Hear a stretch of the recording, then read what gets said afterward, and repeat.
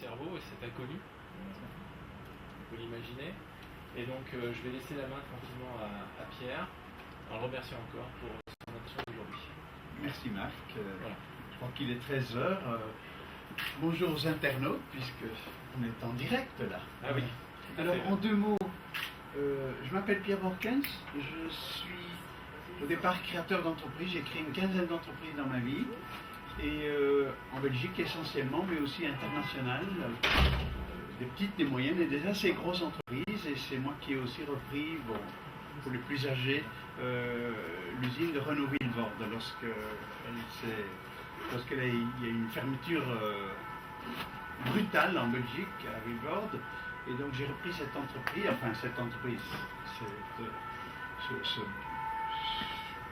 cet immeuble, si vous voulez, où j'ai créé des centaines d'emplois en 28 mois. C'était le challenge qui m'avait été demandé de faire. Mais je me suis, depuis toujours, depuis l'âge de 27 ans, à ma première entreprise, je me suis toujours passionné pour le capital humain, considérant que c'est le capital le plus important dans une entreprise. Et en 1990, voilà, j'ai rencontré en fait Jacques Fradin, qui venait de créer un institut de médecine environnementale, donc un institut de recherche sur les comportements humains.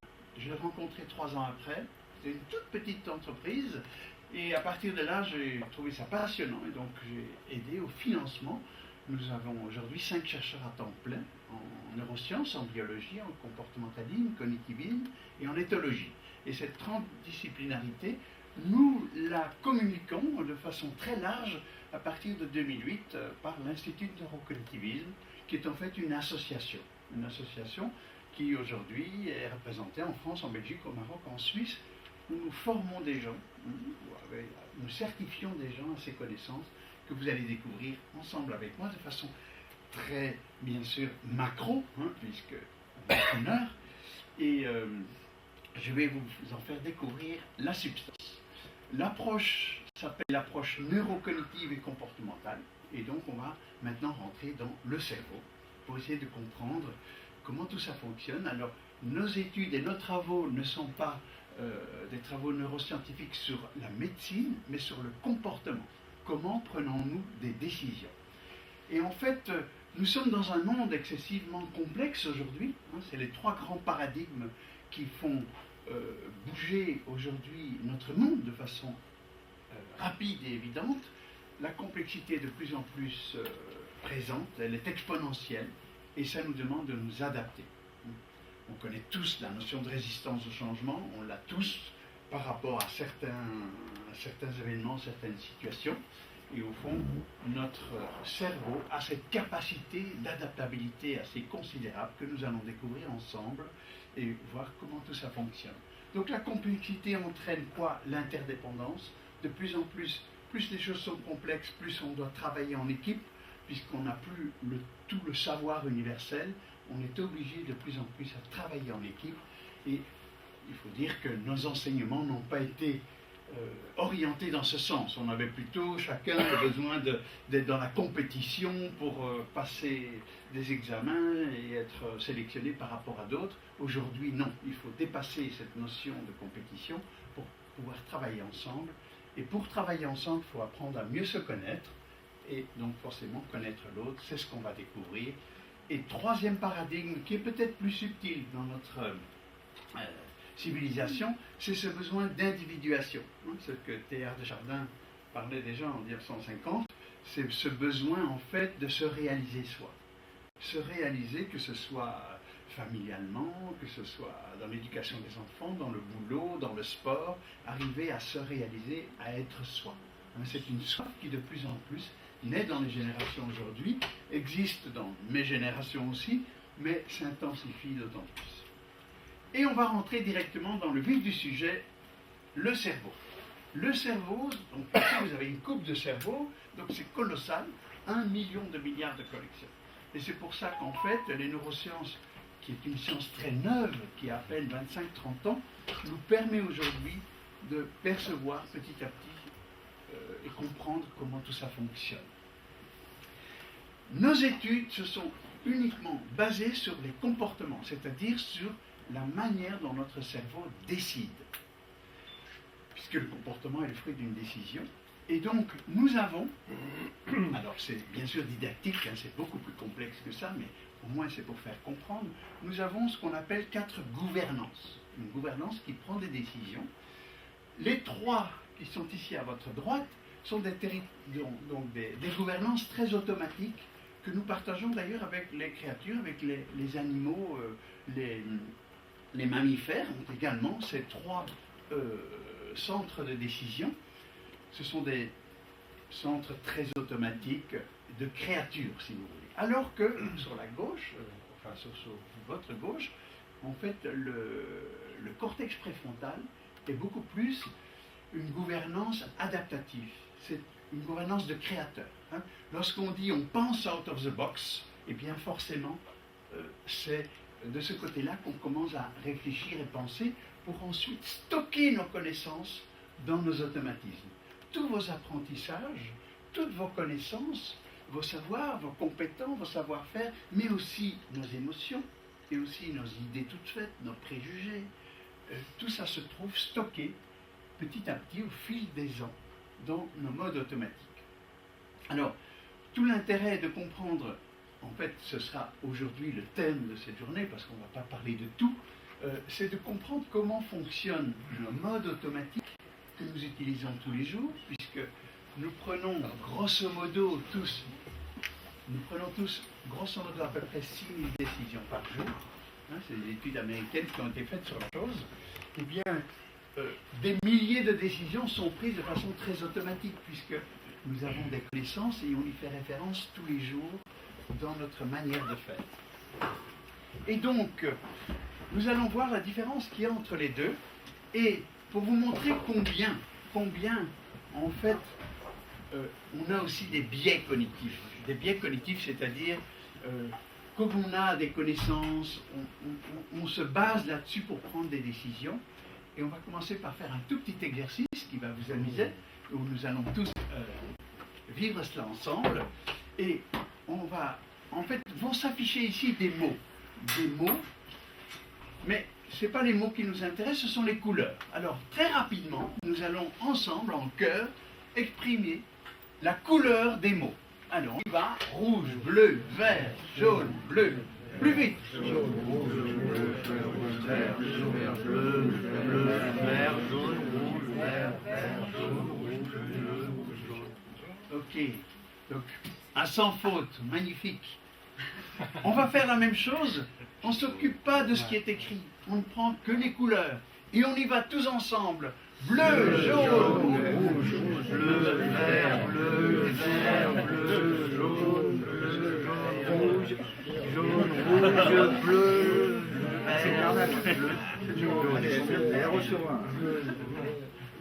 Est-ce que vous remarquez, c'est beaucoup plus complexe.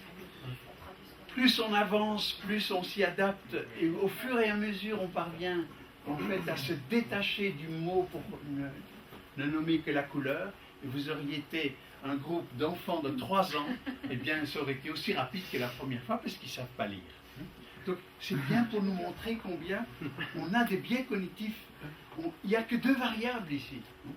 Donc, et petit à petit, plus vous avanciez, plus en fait vous aviez une adaptabilité à ne prendre que la couleur et plus le mot écrit. On va faire un deuxième exercice. Je ne vous demande pas la réponse. On attend 20 secondes. Qui peut me dire sur quelle place de parking garer la voiture? Personne. Voilà. Vous gardez la réponse dans votre tête et dans 20 secondes, dans 15 secondes, on donne tous la réponse en même temps. 5 secondes. Oui. 87. 87. Exactement. C'est une question de nouveau d'adaptabilité de regard. Hein. Et c'est pas toujours évident parce que voilà, il faut voir.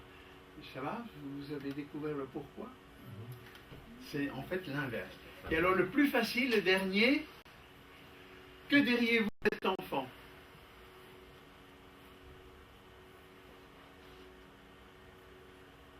Que diriez-vous? Il y a une faute, une erreur? Eh oui. Et tout l'enseignement est basé là-dessus, alors que moi je serais professeur, je dirais à mon enfant, il y a 3 bonnes réponses. Et en disant il y a 3 bonnes réponses, votre enfant va avoir la passion de découvrir la 4e. Si vous lui dites il y a une erreur, déjà ça peut diminuer l'estime de soi. Ah, il y a une erreur. Voilà. Alors qu'en fait, et tout l'enseignement est basé sur l'erreur, on voit toujours les erreurs partout. Alors, d'un côté, c'est normal. Pourquoi? Parce qu'en fait, une créature dans la nature, lorsqu'il y a quelque chose d'anormal, eh bien, c'est un danger de mort pour elle. Et ça, c'est notre côté créature. Notre côté créature voit toujours ce qui ne va pas. Et alors, on insiste là-dessus. Alors qu'en fait, nous sommes quand même des créatures qui peuvent aller beaucoup plus loin en tant que créateurs, et donc de susciter l'intérêt, de susciter le goût d'apprendre. Et donc, on revient sur ce schéma-là. Et ce que je vais vous montrer maintenant, c'est comment fonctionne notre cerveau sur le plan des automatismes par rapport au mode adaptatif. Et tous les jours, vous êtes obligés de plus en plus, dans notre monde complexe, à avoir la souplesse d'aller chercher les réponses dans notre mode adaptatif. Ce qui n'était pas le cas il y a 400 ans, on était bûcheron de père en fils pendant des siècles, et en fait on apprenait les choses lentement, au fil du temps. Aujourd'hui, on est obligé de changer de métier 5-6 fois sur la vie, on est obligé de s'adapter à plein de nouvelles connaissances, et donc le cortex préfrontal, c'est comme un muscle, il faut le nourrir, il faut lui donner le goût de se développer. Alors, on va voir maintenant la grande différence qu'il y a entre ce qu'on appelle le mode automatique, que vous allez voir ici, et le mode adaptatif. Ils ont tous les deux des caractéristiques très différentes d'opérationnalité. Et en fait, en 2 mots, notre mode mental automatique qui prend des milliers de décisions par jour, vous vous arrêtez tous au feu rouge, vous démarrez au feu vert, vous avez pris 2 décisions, mais très automatiques, puisque c'est déjà dans votre disque dur, il n'y a plus à réfléchir, ce sont des choses sur lesquelles ce sont des référentiels sur lesquels vous vous appuyez. Il fonctionne de façon très routinière, il a des habitudes, il est persévérant, c'est comme ça et c'est pas autrement. Il est du type simplificateur, c'est le jugement, c'est bon, c'est mauvais, c'est blanc, c'est noir, c'est rouge, c'est vert. Et donc, ça nous permet de prendre ces décisions très rapides. Il est bien sûr rempli de certitudes, puisque ça fait partie même de notre disque dur. On a des certitudes sur les choses qu'on a apprises, qu'on connaît, sur nos valeurs, sur nos aversions, sur tout ce qu'on rencontre. On a chacun, on est câblé différemment en fonction de notre vie, de nos apprentissages. Il se nourrit par l'expérience. Oui, notre expérience nous permet de prendre beaucoup de décisions. Et il est très sensible à l'image sociale. Ça veut dire quoi? Notre mode automatique est sensible au regard de l'autre, au regard du monde qu'on découvre. C'est la culture familiale, culture d'entreprise, culture environnante. Nous prenons plein de décisions en fonction de ça pour s'adapter, pour être acceptés. Les ados, par exemple, sont très sensibles à ça. Hein, je veux des baskets de telle marque parce que tout le monde en a, et sinon je ne serai pas dans le clan, je ne serai pas tellement apprécié. Donc ce côté image sociale joue beaucoup dans notre façon de décider. Donc on voit bien que le mode automatique est très utile dans des milliers de situations pour être efficace et efficient. Mais face à la complexité, il est nul. Il est nul parce qu'il ne fait référence qu'à ce qu'il connaît et maîtrise. Et lorsque nous nous trouvons devant des solutions ou des décisions ou des situations qu'on ne maîtrise pas, qui sont un peu inconnues, qui sont nouvelles, eh bien c'est là qu'on doit faire référence, qu'on doit en fait faire référence à notre cortex préfrontal. Et vous le faites tous les jours, des centaines de fois sans vous en rendre compte, parce qu'en fait ça se passe naturellement. On passe de l'un à l'autre. Il lâche la main. Lorsque on ne connaît pas, il lâche la main. Et c'est lui qui prend le relais. Et puis on revient là, et on fait des allers-retours. Ça va à une vitesse phénoménale. Et en fait, quelles sont les caractéristiques que vous découvrez là? Mais les caractéristiques totalement opposées à celles-ci, mais en même temps complémentaires. Hein? La curiosité face à la routine, c'est 2 choses différentes. Par contre, je vous dirais, face à un feu rouge, ne soyez jamais curieux, vous êtes mort. Ok? Donc, vive la routine. Hein? Donc, il y a plein de situations où ce territoire-là, où cette gouvernance-là n'est surtout pas utile parce que ça ralentit tout et on prend des risques. Par contre, lorsqu'on est dans notre zone de confort et que la situation est un peu différente, il faut pouvoir passer là-bas pour gérer l'inconfort, pour gérer ce qui n'est pas ce qui est neuf. Et c'est ce que nous appelons une bascule, et vous en faites des centaines tous les jours sans vous en rendre compte. Un petit mot sur ces six caractéristiques. La curiosité. Voilà bien quelque chose de passionnant. Et il suffit d'observer les enfants. Les enfants, dès leur plus jeune âge, ils observent, ils regardent, ils prennent, ils touchent à tout, ils goûtent tout ce qu'ils voient. Et en fait, le besoin d'apprendre est quelque chose de naturel chez l'humain. Et les enfants en sont le témoignage vivant. C'est pas pour rien qu'à 3-4 ans, ils vous bombardent de pourquoi. Pourquoi maman, pourquoi papa. Parce qu'en fait, ils ont un besoin d'apprendre. Et ce besoin, il est inextinguible seulement par notre manière de trop structurer parfois les choses, de vouloir en fait ne pas être attentif à la curiosité, on finit par la diminuer. Et en fait, prenons un enfant de 3-4 ans, hein, il y en a peut-être dans la salle qui en ont, ou des internautes. Un enfant qui vous dirait, tiens, maman, pourquoi la nuit? Et il y a 3 façons de répondre. La première, c'est de dire, mon petit chou, tu vois, ça tu comprendras plus tard, on va plutôt lire le petit livre des petits lapins. Hein. Et en fait, qu'est-ce que vous lui dites? On va retourner à la routine, aux habitudes. Et là, petit à petit, en fait, ce goût pour la curiosité va s'éliminer pour ne faire que du répétitif. La deuxième façon de faire, c'est de lui expliquer, avec un gros ballon, vous dites ça c'est le soleil, et puis une petite orange, où vous dites ça c'est la terre, et vous expliquez les rayons du soleil, mais vous expliquez surtout que l'orange, elle tourne sur elle-même, et que ici, on voit le soleil, mais lorsqu'on est derrière, ben, c'est la nuit. Qu'est-ce que vous faites en faisant ça? Vous lui donnez une connaissance supplémentaire. Vous remplissez son mode automatique, son disque dur d'une connaissance supplémentaire. Vous l'éduquez. Il y a une troisième façon de faire, c'est de dire, ah oui, il y a la nuit. Pourquoi tu crois qu'il y a la nuit? Et là, vous allez voir l'enfant faire ceci. Il va passer dans son imaginaire. Et ça, c'est la plus belle chose que vous pouvez faire pour un enfant, et pour toute personne d'ailleurs, parce que dans l'entreprise aussi, c'est poser des questions.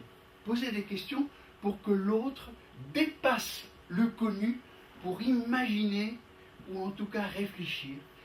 Et c'est ainsi qu'en fait, la curiosité nous amène à faire ce que Platon nous disait, Socrate nous disait il y a 2500 ans, c'est en fait, c'est poser des questions, c'est faire de la maïeutique.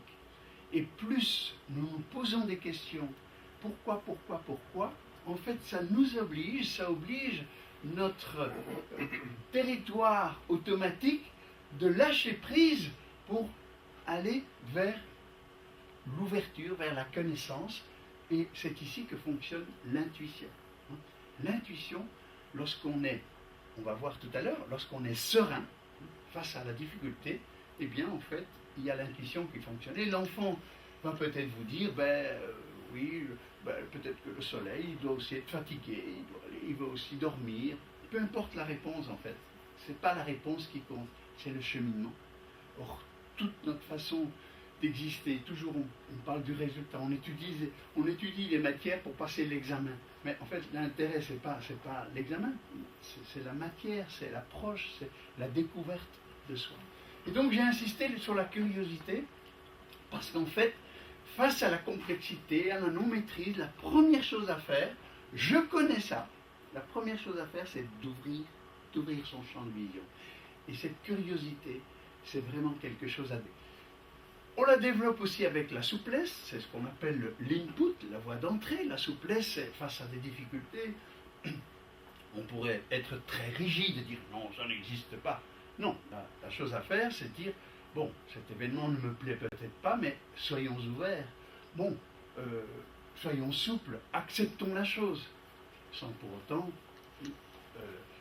autant l'accepter, se résigner, je veux dire. Donc, en fait, les 2 premières caractéristiques, c'est vraiment l'ouverture d'esprit face à la complexité. Lorsque vous faites cela de façon naturelle, petit à petit, vous déclenchez le traitement de l'information dans votre cortex préfrontal et on arrive à nuancer. C'est pas blanc ou noir, c'est pas bien ou mal. Il y a peut-être des inconvénients, il y a peut-être des avantages. Et de façon naturelle, ça entraîne la relativité, la prise de recul. On est dans un monde de plus en plus complexe. Et si on veut que tout soit super ordonné, eh bien on risque de rester très, très coincé sur nos principes, sur nos idées. Hein, alors qu'en fait, la relativité va nous donner une vision plus large. Et une fois le traitement de l'information fait, on va passer dans l'output, la réflexion logique, rationnelle, le bon sens. Et ça permet de prendre une décision qui est personnelle et non pas simplement calquée sur tout ce qu'on dit. Hein. Voilà. Alors, quand je vous parle ainsi, ce n'est pas pour vous dire que ceci est bon et ça c'est moins bon. Non. Les deux sont utiles, chacun à son moment. Hein. Vous avez compris que ceci n'est pas utile face à un feu rouge, c'est même très dangereux. Hein.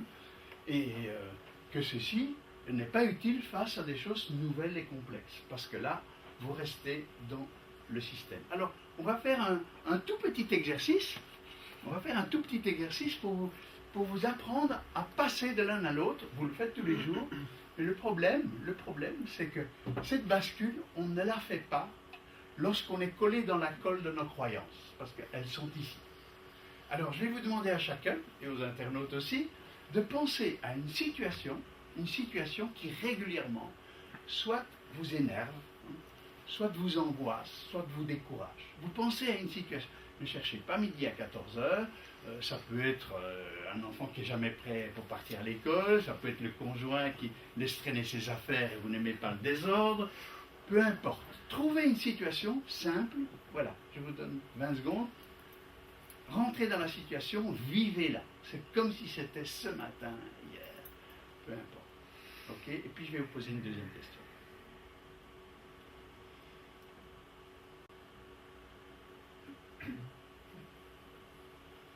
Ça va, chacun une situation. Ne cherchez pas midi à 14h. Et maintenant, je vais vous poser une deuxième question. Là, je vous laisse quand même un peu plus de temps. Vous restez dans la situation et maintenant, essayez de trouver 5 avantages que vous pouvez tirer de cette situation. Ça, c'est la question piège. Donc, recueillez-vous, essayez de vous remettre dans cette situation. Quels sont des avantages que je pourrais en tirer? Vous pouvez être un peu farfelu, peu importe.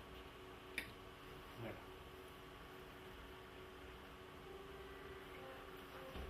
Que chacun se recueille.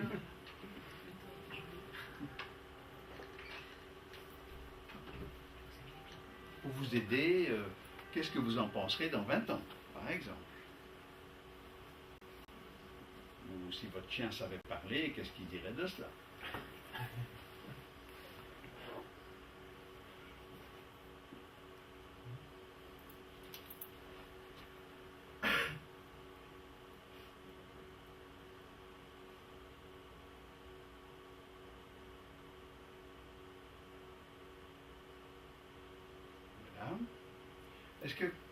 Est-ce qu'il y a déjà des personnes qui en ont trouvé au moins un?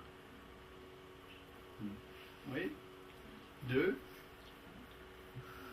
Ne vous inquiétez pas, hein, ceux qui n'en ont pas trouvé, c'est vraiment pas grave. Je vais vous expliquer pourquoi. Alors, ceux qui en ont trouvé 2 ou 3, comme ça, à brûle pour point, vous êtes dans la situation, comment vous vous sentez maintenant? Voilà. Mieux. Mieux, merci. On apprend quelque chose. Vous apprenez quelque chose. Oui. On relativise. Vous relativisez. Qu'est-ce que je viens de vous faire faire? Je viens de vous faire quoi, si vous voyez ça? Je viens de vous faire faire une bascule sur quelque chose où vous êtes collé dans la colle. Parce que je vais vous dire que lorsqu'on est énervé sur quelque chose, lorsqu'on est angoissé sur quelque chose, on est en mode stress. Et on sait aujourd'hui, on le voit à l'IRM, on sait que lorsque nous stressons, nous n'avons plus accès à notre cortex préfrontal. Or, seul lui peut, face à des situations non maîtrisées, puisque vous ne les maîtrisez pas, en fait, vous donner la sérénité nécessaire pour avoir la réponse, la communication qui convient. C'est-à-dire cette sérénité qui aussi vous donne l'intuition et qui vous permet d'être ajusté à la situation. Et donc, qu'est-ce qu'on vient de faire? Je viens de vous poser une question sur qu'est-ce qui vous stresse. En fait, je ne l'ai pas dit comme ça, mais qu'est-ce qui vous énerve, vous agace. Et en fait, derrière, et là, ce sera la troisième question, derrière ce qui vous énerve, ce qui vous énerve, vous angoisse, il y a certainement une racine à ça. Et cette racine, c'est une forme d'aversion, d'antivaleur. Par exemple, je vais jouer le jeu, mon fils, il n'est jamais prêt à 8 heures pour partir à l'école, et ça m'énerve. Ok? Et au fond, pourquoi ça m'énerve? Parce qu'il est lent. Et moi, la lenteur, ça m'énerve. Ok?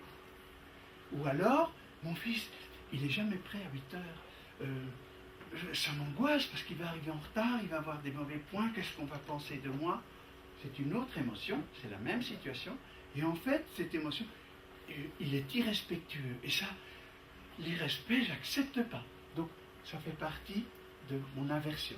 J'ai une aversion sur l'irrespect, j'ai une aversion sur la lenteur. Ou alors, mon fils, il est jamais prêt à 8 heures, quoi. On ne le changera pas. C'est comme ça. Eh ben, tant pis pour lui, plus tard, c'est un irresponsable, il ne fera rien de sa vie. Là, je suis découragé. C'est un autre type de stress. Et là, mon aversion, ma racine, c'est l'irresponsabilité. Derrière ce qui vous énerve, essayez de voir c'est quoi la racine, c'est quoi votre aversion. Est-ce que c'est la lenteur, est-ce que c'est l'irrespect, l'injustice, l'inefficacité, le mensonge, la malhonnêteté, etc. Et donc, en fait, c'est ce que nous appelons la racine même de votre blocage à rester ici. Et on va voir comment on peut travailler ça pour en fait changer notre façon de faire. Et en changeant notre façon de faire, qu'est-ce qu'on fait? Parce que avec l'exercice que vous avez fait là, quand vous étiez en train de basculer, de chercher, de trouver des... Qu'est-ce qui s'est passé dans votre cerveau? C'est ce qu'on appelle la neuroplasticité du cerveau. Pendant ces 2 minutes, simplement ces 2 minutes où vous avez trouvé l'une ou l'autre chose, en fait, sans vous en rendre compte, vous créez des nouveaux réseaux neuronaux. Nous savons aujourd'hui que votre cerveau de demain matin n'est pas du tout n'est plus le même que celui de ce matin. Parce que au fil d'une journée, au fil d'une nuit, eh bien, les réseaux neuronaux, ils continuent, ils travaillent même la nuit, les neurones. Et en fait, on va le reprogrammer, on va détricoter des anciennes idées, on va en créer des nouvelles. On le sait aujourd'hui, par exemple, il existe aux États-Unis des travaux sur, lorsqu'on fait certains types d'exercices, eh bien, en 7 ou 8 semaines, on peut multiplier par 2,5 le nombre de connexions neuronales dans notre cortex. Donc, en fait, l'humain a des capacités gigantesques qui ne sont pas utilisées aujourd'hui. Et heureusement, c'est un espoir pour l'humanité de demain. Et c'est ce à quoi, c'est ce qui me motive aujourd'hui, c'est développer, développer, si vous voulez, cette connaissance de manière à ce qu'on puisse l'utiliser naturellement et donc développer l'élévation humaine de la conscience. Donc, qu'est-ce qu'on vient de voir? Que cette bascule est en fait un outil magnifique pour petit à petit changer d'état d'esprit, voir les choses de plus haut, pouvoir les gérer. Parce que quand on est en stress, et voilà ce qui va vous expliquer, donc qu'est-ce qui se passe face à une situation? On en a 5000 par jour en moyenne. La plupart sont gérés par notre mode automatique. Il y a plein de choses qu'on fait de façon très efficace avec notre mode automatique puisqu'on les connaît. Certaines situations doivent être aussi traitées par notre cortex préfrontal lorsque c'est inconnu, lorsque c'est neuf et non maîtrisé. Que se passe-t-il? Et c'est ce qui s'est passé dans l'exercice. Que se passe-t-il lorsque face à une situation que vous ne maîtrisez pas, et la preuve c'est qu'on s'énerve, eh bien c'est simplement parce qu'à ce moment-là, on reste scotché dans nos croyances, dans nos idées. C'est comme ça et c'est pas autrement.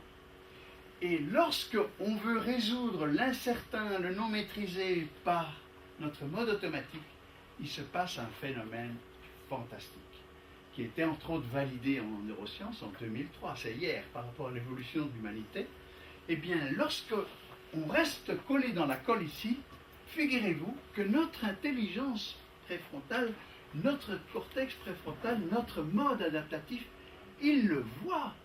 Il fonctionne comme comment dirais-je, sur un champ d'aviation, un poste de contrôle. Il voit tout ce qui se passe. On sait aujourd'hui que le cortex préfrontal est relié à l'ensemble du cerveau pour détecter, pour voir ce qui s'y passe. Et lorsqu'il voit qu'on est collé dans la colle, il le voit, il le détecte. Encore faut-il qu'il puisse prendre la main. Et ça, il ne le peut pas, tant que celui-ci crie plus fort.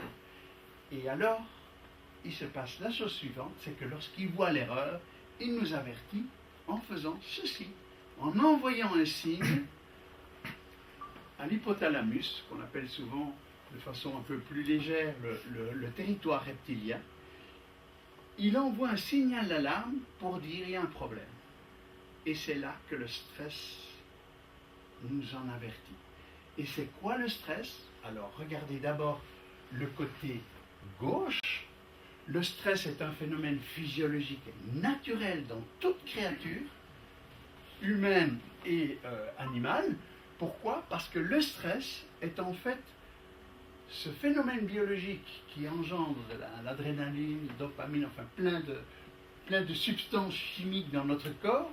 Lorsque l'animal qui vaque à ses occupations perçoit le danger de mort, il le voit, il le sent, il l'éprouve, instantanément il va passer en mode stress pour sauver sa peau. 3 stratégies. La fuite, se tailler.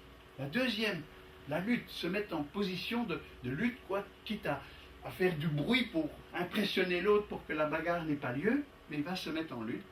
Et si l'autre court vraiment trop vite, qu'il est vraiment plus fort, la troisième stratégie, c'est s'inhiber, se faire tout petit, pas bouger, pas respirer, dans l'espoir de ne pas être vu ou d'être considéré comme une proie négligeable. Et le stress physiologique est naturel. Heureusement, lorsque vous traversez la rue, il y a une voiture qui arrive en dernière minute et vous ne l'aviez pas vue, je vous assure que même si vous aviez des béquilles, vous allez courir, parce que c'est instantané. Hop, le réflexe est là. Et ça, c'est cette gouvernance instinctive de la vie et de la survie. Et la grande question, pourquoi stressons-nous tous les jours alors que notre vie n'est pas en danger? Et oui, et c'est là qu'on passe dans le stress psychosocial, qui, la fuite est représentée par l'anxiété, la gêne, l'angoisse, la peur. Ici, c'est plutôt l'énervement, l'agacement, la colère, l'agressivité, c'est de la lutte. Ou alors de la démotivation, le découragement. On parle d'inhibition. Et donc l'exercice qu'on a fait tout à l'heure, très rapide, puisque le temps nous est compté, c'est en fait, mettez-vous dans une situation où vous stressez, alors que votre vie n'est pas en danger. Et en fait, vous vous reconnaissez dans une de ces situations, derrière ça, il y a la racine. Et en fait, la racine, c'est quoi? C'est notre stressabilité. Moi, je pourrais par exemple être très très stressable par rapport à la lenteur, alors que peut-être que la plupart d'entre vous, ça ne vous dérange pas du tout. Ou je peux être très stressable par rapport au mensonge, alors qu'un autre ne l'est moins, ou l'irrespect, ou ceci ou cela. Et donc, le stress que nous avons dépend de 2 facteurs. D'abord, le stresseur, c'est le phénomène qui vous met en stress, c'est souvent extérieur à nous, multiplié par notre aversion, par cette fameuse racine sur laquelle on doit travailler. Alors, vous savez tous, vous avez tous fait des mathématiques, vous savez que lorsqu'il y a un signe fois, eh bien, même 1 million fois 0 égale 0. Donc, lorsque le stresseur, peu importe qu'il soit grand ou petit, nous devons faire en sorte que notre stressabilité diminue près de 0. Et vous avez alors beau avoir un énorme stresseur autour de vous, si vous n'êtes pas stressable par rapport à la racine, vous n'avez plus de stressabilité par rapport à ce qui pourrait en être, et bien en fait ce qui se passe, c'est que vous allez rester quoi? Serein. Et dans la sérénité, l'intuition nous vient, la communication est parfaite, on parvient à vraiment, en fait, gérer les émotions, gérer ce qui se passe autour de nous. Et c'est ça, la force de notre cortex préfrontal, et c'est pour ça qu'il faut développer des exercices pour, alors nous on en a créé une soixantaine dans notre institut, alors on forme beaucoup de gens à ces connaissances, on a des formations, je dirais, certifiantes et diplômantes là-dedans, qui durent à peine 12 jours avec plein de connaissances, beaucoup plus que ceci, mais là vous avez vraiment la quintessence de, voilà, comprendre pourquoi on stresse. Et donc, si vous vous rappelez bien, le stress est un indicateur, est un signe de notre intelligence profonde qui nous dit il y a peut-être bien quelque chose à changer dans notre façon de penser, dans notre façon de voir les choses. Voilà. Est-ce que là-dessus, il y a des questions? Parce que je crois qu'on a encore du temps. Mais... Oui, madame? Moi, j'ai une question. Si c'est quelque chose qui nous agace, oui. Pourquoi ce serait à nous de changer Voilà. S'il y a quelque chose qui nous agace, pourquoi ce serait à nous de changer? Est-ce que vous avez tellement le pouvoir de changer les autres? Non. Et admettons même qu'on puisse le faire. Alors, on peut changer les autres, mais justement en passant de l'agacement vers la sérénité. Parce qu'il y a quelque chose qui vous agace à l'extérieur de vous, ok? Si on travaille, alors il y a une racine à ça, c'est peut-être il est lent, il est ceci, il est cela, ok, et on peut travailler là-dessus de façon en fait à se sentir serein dans toutes les situations. Pour gérer une situation, il faut d'abord travailler sur soi. C'est Gandhi qui le disait aussi, il faut commencer par soi. Et lorsqu'on se gère soi, je vous assure que quand on est serein, les mots qui vont sortir de votre bouche vont apaiser l'autre et vont peut-être le faire changer. Quand on est énervé sur quelqu'un, mais en général, ça ne le touche pas. Je veux dire, il ne va pas changer pour autant. Quand on a les mots pour le dire de façon intelligente, sereine, etc., sa conscience va s'éveiller. Il va peut-être entendre quelque chose au plus profond de lui. Il va peut-être changer tout de suite, ou peut-être le lendemain, mais il va l'entendre. Et donc, le stress est une réalité de notre civilisation aujourd'hui, et donc il faut pouvoir le gérer. Une autre question, monsieur. Oui, une question qui concerne l'acteur, comédien et la bascule. La question est la suivante. Dans quelle mesure le comédien peut jouer et garder son âme, ne pas perdre son âme? Le comédien? Oui, acteur comédien qui joue. Oui, il joue un rôle, alors il joue le rôle de quelqu'un de... Et dans quelle mesure il peut toujours, c'est-à-dire il va pouvoir rester soi et du moins ne pas perdre son âme? Alors, je ne connais pas beaucoup d'acteurs qui, en jouant un rôle, sont devenus le rôle dans la vie privée. C'est un acteur qui joue et qui pleure, par exemple. Et qui pleure. Qui a l'expression d'une émotion très forte. Oui. Et quand il joue un rôle et pleure... et dans le rôle, il doit pleurer ou pas? Tout à fait. Ah oui, ben donc il vit la situation, mais c'est pas pour autant qu'il est comme ça il s'imprègne du rôle et puis après il en sort. Donc il y a deux personnages là. Il y a le personnage qu'il joue et puis le personnage qu'il est dans la vie courante. Donc ce qui est important, c'est de gérer les choses dans la vie courante. Mais c'est déjà pas mal de savoir faire les deux. Parce que pour savoir faire les deux, il faut être vachement serein. Oui, voilà. Alors, oui, monsieur. Si un humain il incorpore les benzodiazépines, donc du coup le stress il le ressent moins. Si je fais quoi? Il prend des benzodiazépines. C'est quoi? Ah, alors là, je ne suis pas compétent. Les anxiolytiques qui enlèvent le stress. Ah, oui, mais alors... du coup, il est en danger ou il peut quand même... Alors, il se met peut-être un autre danger. Moi, je ne suis pas switcher, médecin. Est-ce qu'il peut switcher, lui? Ou alors il est handicapé, du coup, elle reste toujours... Est-ce que ça interfère en fait sur son mode de fonctionnement? C'est évident que si on inhibe le côté... si par un mode ou un autre, on inhibe un peu nos croyances, nos idées, pendant un petit temps, on sera peut-être plein d'idées. D'ailleurs, il y a pas mal d'artistes ou autres qui qui se shootent un peu pour pouvoir créer. Hein.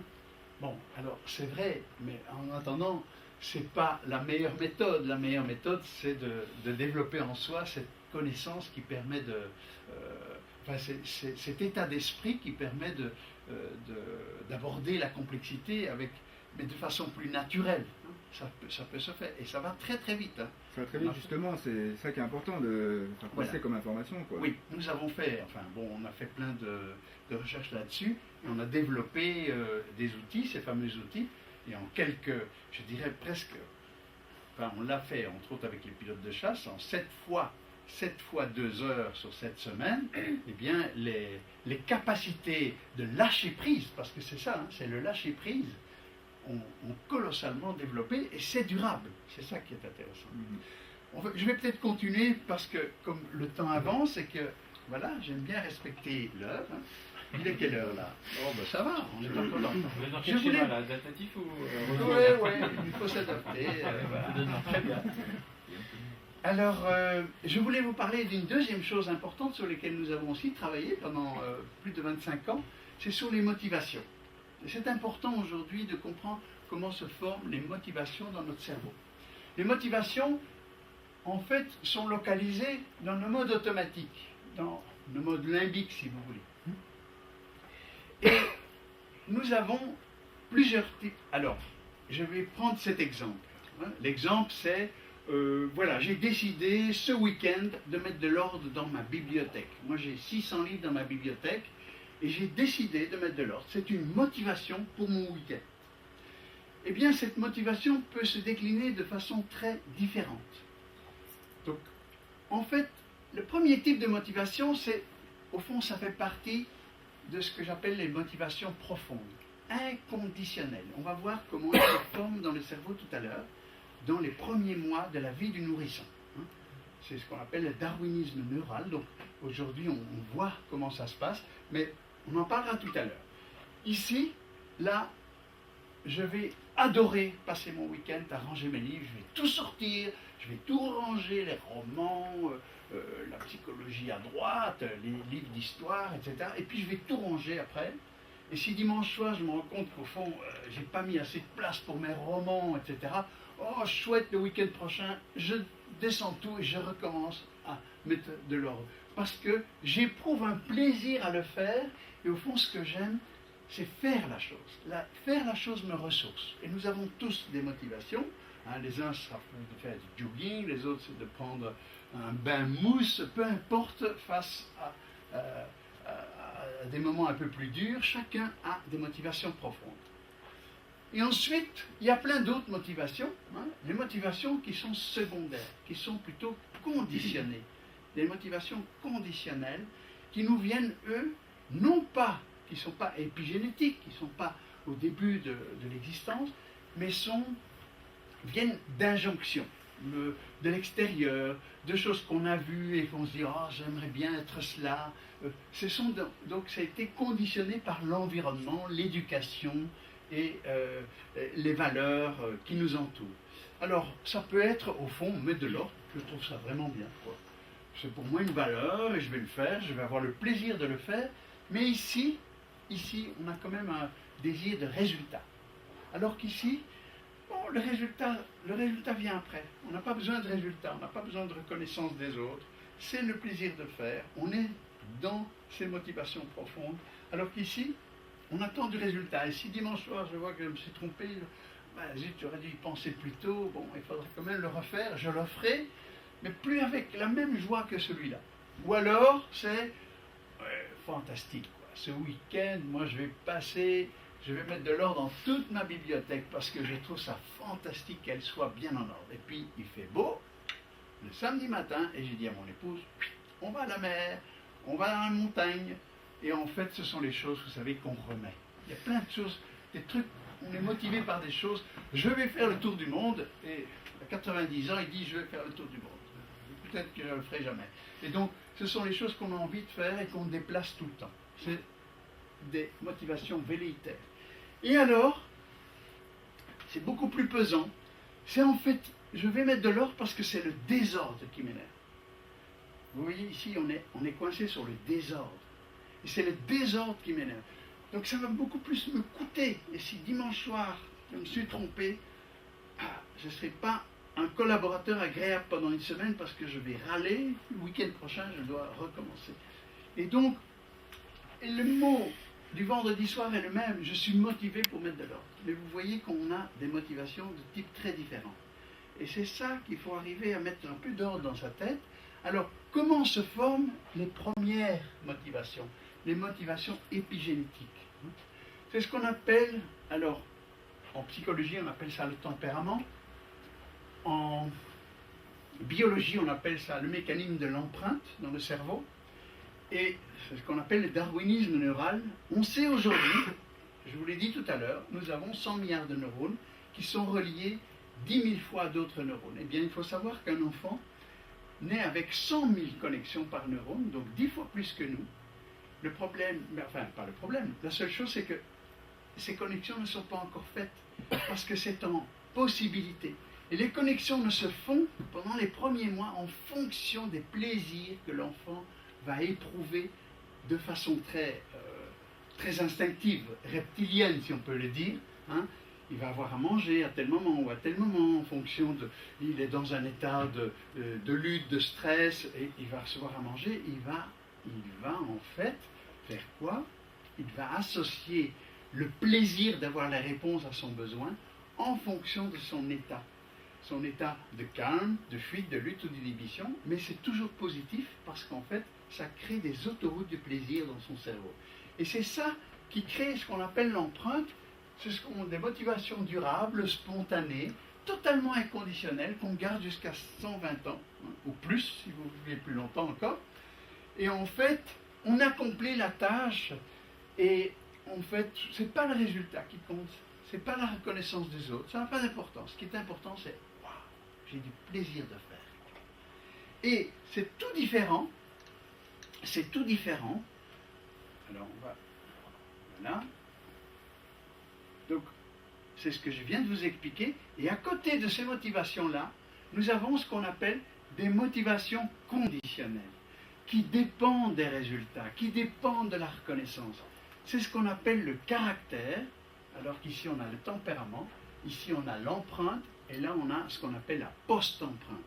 Tout ce qui vient en fait se marquer dans nos réseaux neuronaux à partir de nos vécus, à partir des valeurs qu'on nous donne, à partir de ce qu'on a éprouvé, nos émotions, nos vécus. Et là, alors, c'est vrai que ce sont aussi des moteurs dans la vie. La seule chose, c'est qu'ils ont besoin de carburant. Et le carburant, c'est les résultats. C'est la reconnaissance des autres. Et en fait, lorsque les résultats et la reconnaissance ne viennent pas au fil du temps, eh bien, on finit par être démotivé par cela. C'est pour ça qu'aujourd'hui, il est important de faire la différence entre les deux. Et combien dans notre société, on ne voit pas de nombreuses personnes qui arrivent à 35, 40, 45 ans, et un jour, ils disent, moi j'ai fait ça pendant des années, je change complètement de métier. Et en fait, c'est souvent parce qu'on est allé au bout de ceci, et en fait, l'important est de retrouver sa vraie nature profonde, hein, qu'on voit assez naturellement chez les enfants, hein, 2, 3, 4, 5, 6 ans, etc. On le voit. Et quand on est sur ces motivations profondes, vous savez ce qui se passe? On a des étoiles dans les yeux, on sourit. Lorsqu'on parle à quelqu'un, il dit, tiens, et ça, tu aimerais bien? Et vous le voyez sourire, eh bien, hop, vous avez touché les motivations profondes. Donc, un conseil que je peux vous donner, rien que ça déjà, faites une longue liste pendant 20 minutes de toutes vos motivations. Affectives, boulot, d'éducation, de relations, d'amis, de sport, etc. Vous faites une longue liste. Et puis vous faites 2 colonnes. Est-ce que là, j'attends vraiment le résultat ou la reconnaissance, ou est-ce que, peu importe, même si j'échoue, je recommence et j'aime faire la chose? Eh bien, essayez au moins dans votre vie d'avoir des accroches de ce côté-là. C'est pas pour ça que ça c'est mauvais. La seule chose, c'est que ça a ses limites. Ça a ses limites. Et trop souvent dans notre monde, on est tellement imprégné de ce qu'il faudrait faire, etc., qu'on peut parfois arriver à développer ça de façon très forte et parfois même négliger ou dévaloriser cela. Je prends un petit exemple. Admettons que moi, ma nature profonde, mon tempérament, parce qu'il y a 8 biostructures, etc., on ne va pas rentrer dans tous ces détails. Admettons que moi, dans mon tempérament, au fond, ce que j'aime, c'est prendre mon temps, observer les choses,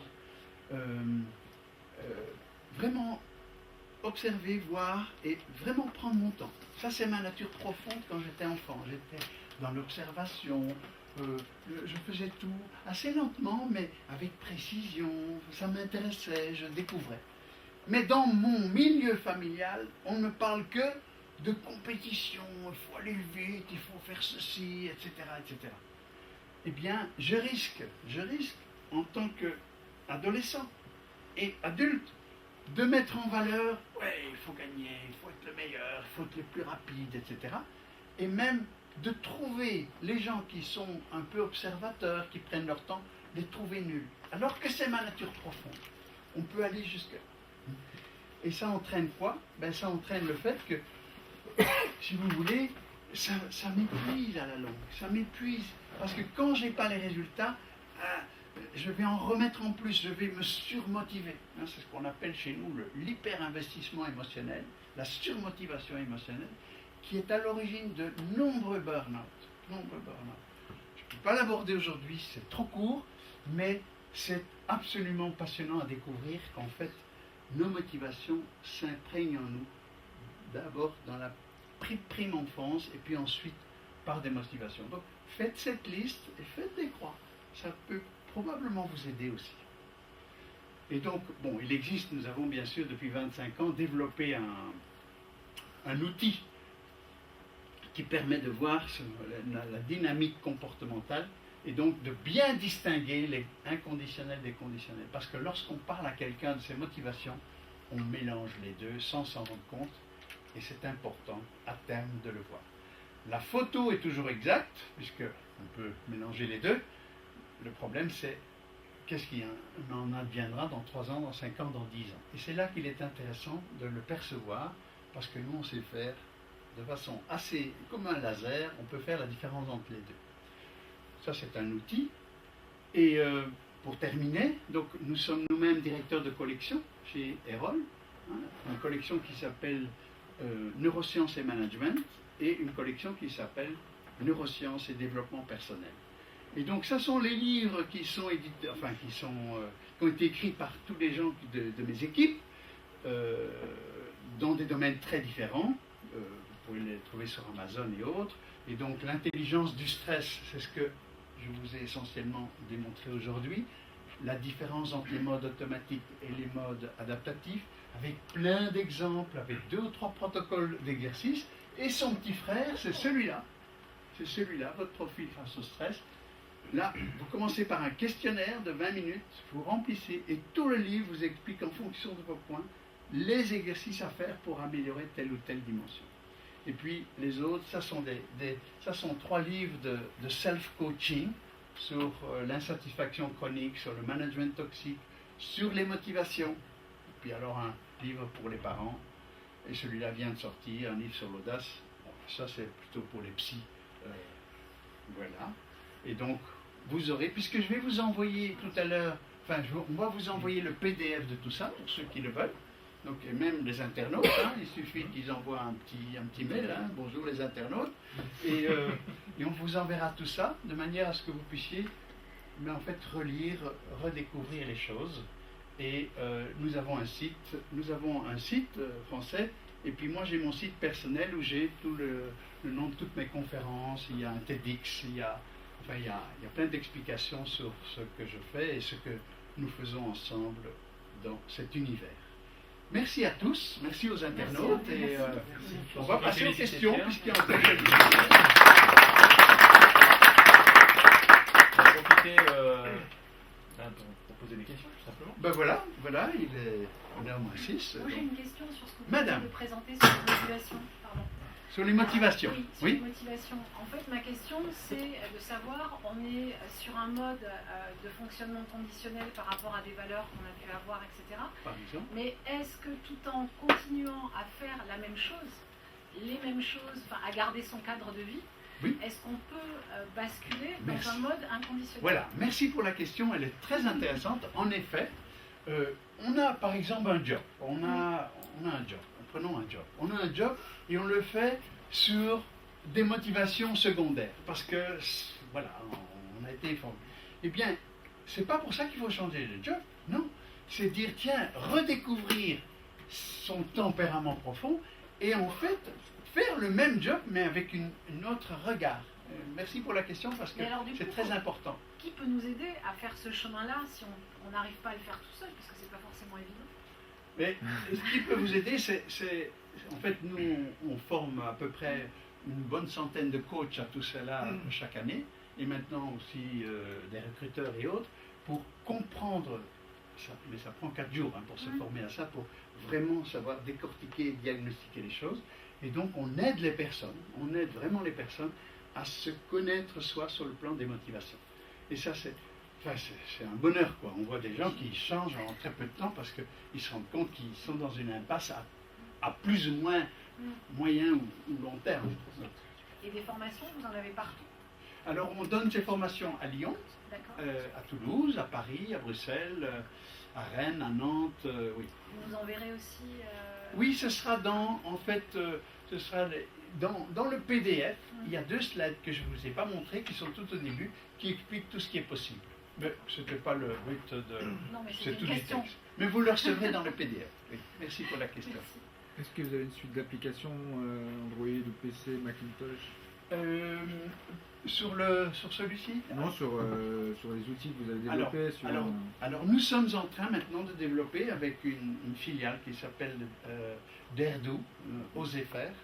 On est en train de développer une première application, mais d'abord sur iPhone en premier, oui, heureusement, qui permettra en fait de s'autogérer. Donc c'est de l'e-coaching si vous voulez. Oui. Mais elle va sortir elle est déjà en test avec 200-300 personnes et elle va sortir de façon plus mondiale, en français, en anglais, à partir de septembre-octobre. Mais voilà, mais je vais l'indiquer aussi dans les premières pages. Comme ça. D'autres questions? Voilà. Je crois qu'on a du travail. Mais merci à tous et Merci merci à aux vous. internautes. Merci. Passez Et une bonne journée. voilà, je suppose que vous allez prendre votre petit déjeuner, alors moi je vous l'ai pris avant. Il y a une Votre collation en déjeuner. fait, qui attend tout le monde. Il y a une à la collation, sortie voilà, pour il y a une continuer à collation qui échanger invite tout le monde. éventuellement. Et on invite aussi les internautes, mais c'est peut-être un peu lourd. Pour la collation. Voilà, au revoir à vous. Merci. Merci Pierre. On va vous donner notre adresse mail ou vous l'avez quand on s'enregistre. Alors, vous vous enregistrez. pouvez la donner maintenant si vous voulez. Ça, c'est comme ça, je vous l'envoie rapidement. Et puis les internautes le feront par le site. le site. Voilà. Vous pouvez aussi. Mais par donc rapport aux voilà, vous pouvez écrire ici derrière